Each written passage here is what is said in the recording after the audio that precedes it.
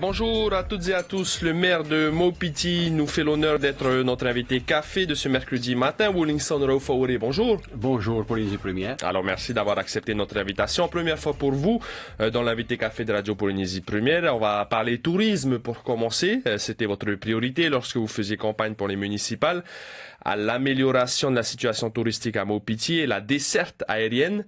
La piste aéroportuaire notamment, la rénovation était dans vos projets. Où est-ce que ça en est aujourd'hui?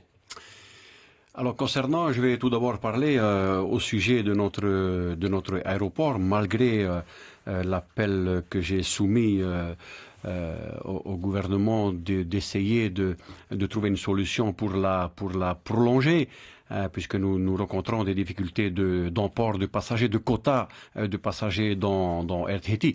Enfin, cela n'a pas été au bout comme il se doit, mais tout de même. Et la deuxième difficulté que je rencontre au niveau de notre aéroport, c'est évidemment notre aérogare.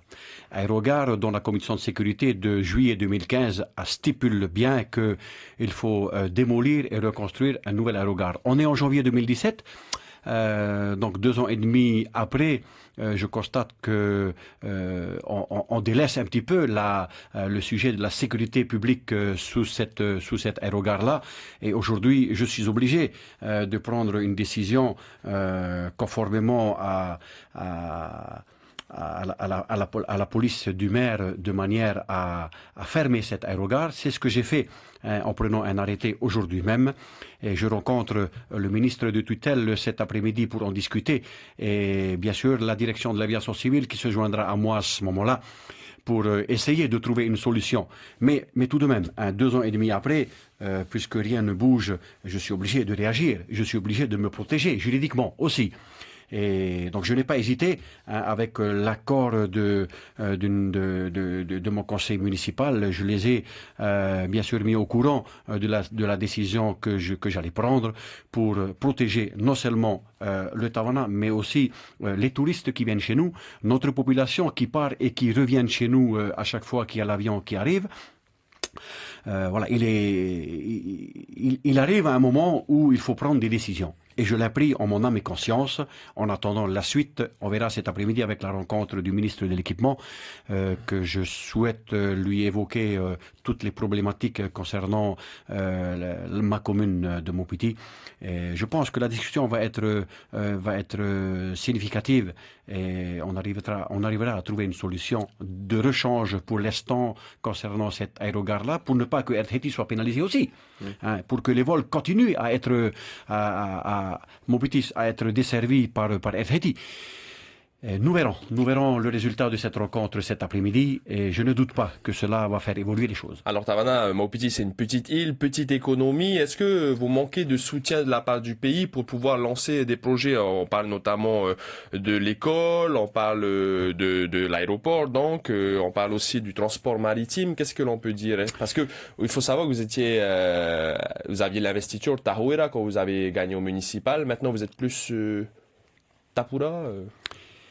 Je n'ai pas envie de revenir sur cette question. Tout le monde sait où je me situe actuellement. Alors, je tiens à préciser que lorsque je me suis engagé dans la campagne municipale, j'étais parti sans étiquette. Donc, je n'étais pas Tahuera Huiratira au départ. Bon, les choses se sont passées normalement. Nous étions tous au Tahuera Huiratira à l'issue. Avec ce qui s'est passé, je n'ai pas envie de revenir dessus pour éviter mais que vos la relations polémique sont bonnes avec le gouvernement Fritsch. Bien sûr, je ne peux pas. Je peux pas dire que les relations ne sont pas bonnes avec le gouvernement. Au contraire. Et le président connaît. J'ai eu l'occasion de le rencontrer 2 fois quand il est venu, quand il s'est déplacé à Maupiti. J'ai dit ce que je pensais de lui personnellement, parce que le président Edouard Fritsch est quelqu'un de bien. Mais, il est à sa place. Mais malheureusement, aujourd'hui, chacun a pris sa décision, dont moi, personnellement, avec le soutien que j'ai aussi dans ma commune. Et je suis content de m'affirmer que je fais partie d'un parti politique et je resterai fidèle à ce parti politique. Parce que c'est la décision que j'ai prise et je n'ai pas envie de sauter de bord à bord. Ce n'est pas la conception que j'ai pour être fidèle à un parti. Sur les dossiers concernant Maupiti, l'eau potable, l'école primaire, où ça en est? C'est cofinancé par le FIP, il me semble. Tout à fait. Notre école primaire va démarrer cette année même, puisque l'administrateur des îles sous le vent s'est déplacé il y a 2 semaines chez moi et nous a confirmé devant le conseil municipal que c'est un projet qui va démarrer incessamment sous peu. Je suis content que l'État a pris en charge, le FIP a pris en charge 95% de sa dépense et 5% la commune. Donc ça fait là aussi 4 ans que les professeurs d'école 4 ans que les élèves attendent de nouvelles classes et je suis content d'apprendre de la part de l'État que les travaux vont enfin démarrer cette année pour, je crois, une inauguration à la rentrée prochaine. L'eau potable? L'eau potable, aujourd'hui, nous avons, Maupiti est alimenté par 10 fontaines. 10 fontaines d'eau autour de l'île. Les administrés se déplacent eux-mêmes pour se servir dans ces fontaines-là. Et comme la direction de la santé exige de faire des prélèvements mensuels obligatoires, c'est ce que nous faisons aujourd'hui, qui coûte quand même au niveau du budget de la commune pour ce genre d'opération. Mais donc le schéma directeur, nous en avons parlé aussi avec l'administrateur. Donc ce sont des projets qui sont en cours, évidemment. L'eau potable, comme tout le monde le sait, l'eau c'est la vie et c'est dans mon intérêt, c'est dans notre intérêt de servir convenablement la population. La desserte maritime de Maupiti, où ça en est pour le Maupiti Express, c'est un gros sujet. Gros sujet, bien évidemment, encore un sujet parmi les autres. Le transport maritime, aujourd'hui, je crois que vous êtes au courant que le haut-commissaire a pris un arrêté le 23 décembre 2016. La compétence de gestion est désormais pour la communauté de communes de Hawaï. Nous donnons cette compétence-là dans la communauté de Hawaï, dont Maupiti fait partie. Je suis le vice-président qui est en charge de ce dossier-là, de la desserte maritime. Vous avez pris des décisions pour le Maupiti? En tout cas, on a engagé les pourparlers avec un repreneur potentiel que nous allons rencontrer après-demain. Et je suis content d'ailleurs qu'il se déplace pour nous voir à Uturoa. Nous sommes dans ce projet, bien évidemment, non seulement pour Maupiti. Maupiti est la commune la plus impactée, bien sûr, mais les îles sous le vent également. Pour rappel, vous savez qu'aujourd'hui, il y a le Hawaii Kinui et les Taporo qui dessertent les îles sous le vent. Ils ne viennent pas à Maupiti. Ils ne viennent pas à Maupiti pour des raisons de rentabilité, j'imagine. Donc on compte aujourd'hui sur le bateau de la flottille qui viennent une fois par mois. On est satisfait de cette rotation-là, il n'y a aucun souci.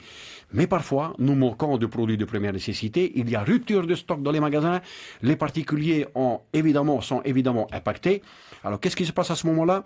Ils prennent leur bateau ou ils s'arrangent avec les autres bateaux pour aller s'approvisionner sur la commune d'à côté, c'est-à-dire Bora Bora.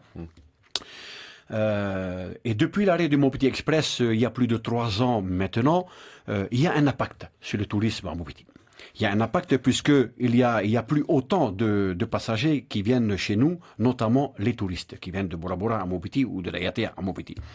Et aujourd'hui, avec la desserte maritime que nous essayons de faire évoluer, puisque aujourd'hui, comme je viens de l'évoquer tout à l'heure, le Hawaii Kinui et le Taporo ne peuvent qu'embarquer 12 passagers, vous vous rendez compte? 12 passagers. Donc, dans les moments où les gens veulent se déplacer des îles sous le vent aux îles du vent ou le contraire, il serait peut-être temps aujourd'hui de réfléchir à une autre solution pour que la population des îles sous le vent ne soit pas pénalisée dans ce sens-là.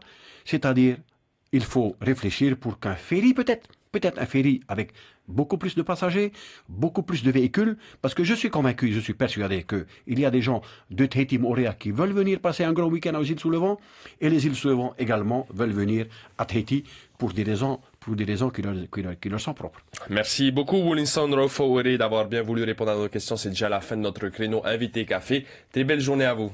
Merci pour l'idée première. Merci de m'avoir invité. C'était l'Invité Café, 7h30 du lundi au vendredi.